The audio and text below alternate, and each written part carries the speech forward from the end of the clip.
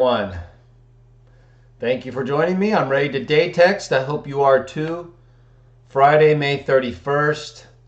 And as most of you know, we meet every weekday morning, including Saturday mornings where possible, between 5:30 a.m. and 6:30 a.m. Pacific Standard Time, so that we can progressively work our way through the various biblical books and letters. We also at times consider other related texts like from the Dead Sea Scrolls or other histories, whatever we can do to find something to study that's about the God Jah, and the one we consider as the sent forth one from Jah, Jesus. We want to know. We're interested in, and we're going to read and study and try to help you better understand as well. Good morning, everyone. So right now we're working through the letter of 1 John. We're in chapter 3, and at the beginning of each letter or document, I go over the history of the manuscripts and the transmission of the document so that you know the support that's available for the texts that we read. So if you'd like to review that material, you can either look in the description below where I put some of the texts supporting 1 John, or you can go back to the first video in the 1 John series where I talk a little bit more about it. Okay, so we're going to be reading 1 John chapter 3, verses 17 through 20. And then we'll read that and make a brief application. I'll give some updates about this weekend shows, see if you have any questions, and we'll be on our way. Okay. 1 John chapter 3, verse 17 reads, "Whoever might have this world's means of living, and if he should see his brother having a need, if he shuts off his compassionate feelings from the one in need, in what way is the love of God still in that person?" Verse 18, "Fellow children, may we neither love by word or by speech, but by our work and according to truth."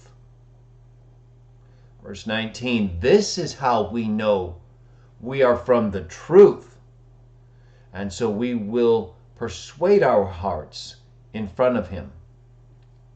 Verse 20, "Because if ever the heart should hold something against us, God is greater than our hearts, and he knows all things."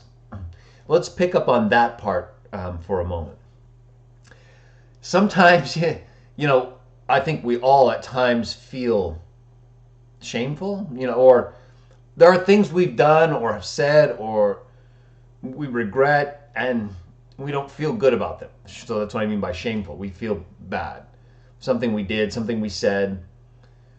And we don't want usually a lot of people to know about those things, right? It's not like we're proud of the bad moments in our life so that we hope everybody finds out. But God already knows everything. They see everything. We just don't see them seeing us, so that we're distracted by the overwhelming reality of what we know is taking place, but aren't always conscious of because of the way that we have to live in this world versus the ways they can see us while we're living. So we're not constantly aware of it, even though we know as Christians that Jah sees all things. So this is why Paul in Galatians chapter 1 says, you cannot be in fear of humans and serve Jah. You can't do it. Because the second, let's use the example of the Watchtower for a moment, because we know there are, if you've been around the Watchtower organization, we know there are a lot of different people associated with it, and a lot of them just want to try to serve Jah. But what happens is the organization becomes a greater issue. And so it's not just a question of whether you want to serve Jah or will serve Jah. The question with them is, will you serve them? Will you do what they say, or are you going to speak something different on various issues, and they're not going to accept that? So they're constantly trying to control their people in those ways. We don't do that. We believe that God's awareness of people's actions and his ability to teach them through the Spirit and help people through different human agents as well who are concerned is enough. We don't need to be accountable to men the way, just like Paul said. We're not answerable to them in the sense that they're the ones controlling our spiritual lives. We're answerable to other humans with authority and to others who are brothers and sisters in faith because we treat others the way we want to be treated. So we're answerable in that way. But we're not answerable when it comes to the things that we decide as individuals and for which we will be judged as individuals by Jah. The organization of the Watchtower or any other group, that's not their place. If there's some issue going on with Christians and they're being deceived or misled and there are problems, then just like with Acts chapter 5 or 20, where they present rulings from the apostles and people who were taking the lead in the first century, they had to deal with different issues that were a problem, were causing difficulty with the Jewish and non-Jewish Christians. So they had to make various determinations in order to keep things focused on the message without distraction onto issues involving the Mosaic Law. So there are times when we need other Christians and people to establish for us ways to deal with problems or with ourselves or with the world. But we don't need a controlling entity outside of God or outside of humans in that kind of responsive way, just so we can get through each day and live life as a Christian. We are supposed to be helping other people, not by word or by speech, like verse 18 says, but by our work and according to truth. So take again the example of the Watchtower organization or even the Catholics and others who, again, have a variety of people. Some may be trying to serve Jah. We don't make wholesale judgments on groups. We just accept or reject what they're teaching and leave it at that and work with people where we can. But if we love, and it's not love according to truth, that's not love. So you might say that a group like the Watchtower or the Catholics that have these structural systems that try to control in many ways the activities of people or hold them more accountable than I think is warranted for the authority we have. If that's not according to truth, it doesn't matter. There are all kinds of groups and organizations, religions, not just Christian, who do a lot of different things that help people and try to assist them.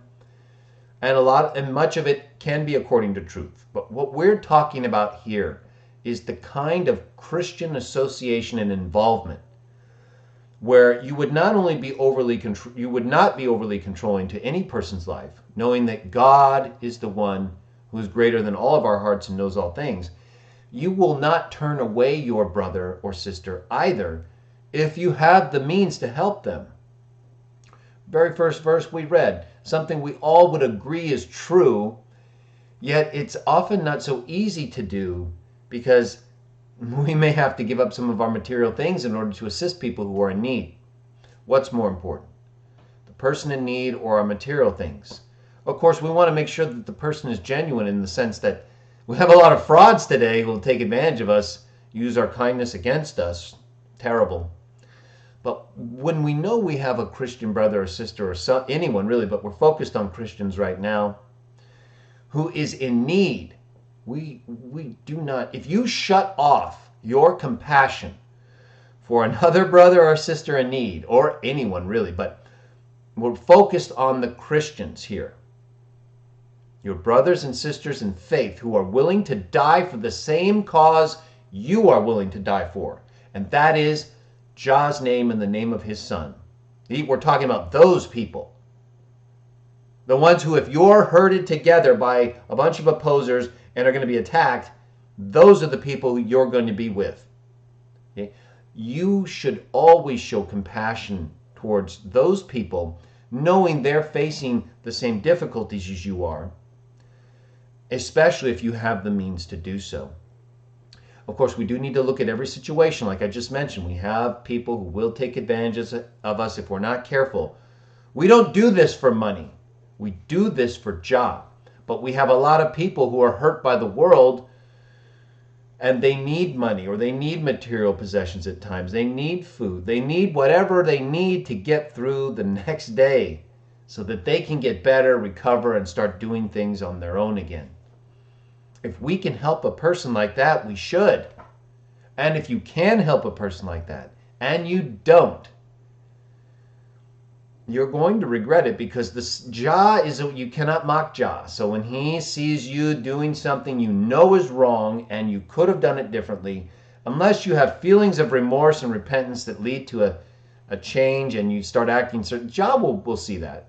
But if you don't, and you keep hardening your heart, all the while promoting treating others the way you want to be treated, well, he's going to come to you first, because you're the one who's supposed to be demonstrating that lesson in teaching more than anybody else, because you're praying to him, you speak about the Son. How come you can't act like him then? At least to some extent, when you're able and people are in need. Help the brothers, help the sisters, help anyone in the world you can, without letting them take advantage of you. We have to be careful with that respect, in that respect as well, because of the fraud, because of the liars, cheats, and thieves. Ah, man, I've got homeless, or quote unquote homeless people in my area, but you can just look at them and tell they're not homeless. They're healthy. Their physical structure is not depleted. They're not thin, and you know, they don't appear weak. They're making money off of people's sympathies by standing there and pretending to be in need. And people feel sorry for them. And of course, now they're probably making more money than me or you, while they're pretending to be in need. Jah's going to get them too. You're not supposed to do that. You're not supposed to take advantage of other people and lie to them.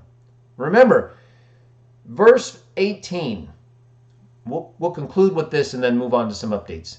May we neither love by word or by speech, but by our work and according to truth. So we don't promote liars, frauds, and thieves who steal other hardworking people's money just because they're too lazy or too immoral to actually get a job, or do their own thing in a way that won't hurt other people and allow them to live. We do that. Everybody can do that. There's plenty of jobs everywhere. You just actually have to want to work and do good and hopefully help other people. If you do those things, you'll be pretty happy. I'm pretty sure about that. So, and I know you'll be blessed by Jah. So, what other reason do we need, right? All right, that's some good text for us. So we'll be back. I'll be back tomorrow, Saturday, for another day text. I'll put the schedule up after this show's over. I'm still working on a variety of videos. I'm just really behind. Well, not behind. I've got a lot to do. So they're there. They're waiting. I'm behind in the sense that I thought I would finish them already, but they're not far off. So I've got several I'm working on that I'll try to get done. And then day text tomorrow, Sunday show. We're going to resume our discussion about pre-Christian biblical evidence that we believe shows Jesus is the biblical Messiah and that couldn't really be anyone else. We'll talk a little bit more about alternate views on some of these texts involving the nation of Israel as well, which I don't believe is anywhere near as good of a application as with Jesus. But in any case, many Jewish people believe that's the application in some of these texts. So we'll talk a little bit more about it. Zechariah chapter 12, this Sunday, we'll look at some of the pre-Christian texts we have that were used and read well before Jesus was ever even born, at least as a man. And so they predicted things that came about in fulfillment in him, at least according to the detailed accounts that we have about those who actually heard, felt, and touched, and saw him. Like John, in the way he describes in the opening of this letter. So, that's some good stuff for us just in these 4 brief verses. I hope you were able to benefit from it. I hope it's motivated you to go out there today and do as much good as you can without letting bad people take advantage of you. They will. So you need to be cautious as serpents and innocent as doves. Do good, but be watchful, so that your joy is not taken from you while you're trying to cultivate love towards other people. Hope you all have a wonderful day. I look forward to seeing you again tomorrow. Be alert to any potential videos I upload, because I am working on some. And then I hope you will all join me Sunday for CW Jod Talk number 18 on the pre-Christian evidence pointing to Jesus as the biblical Messiah.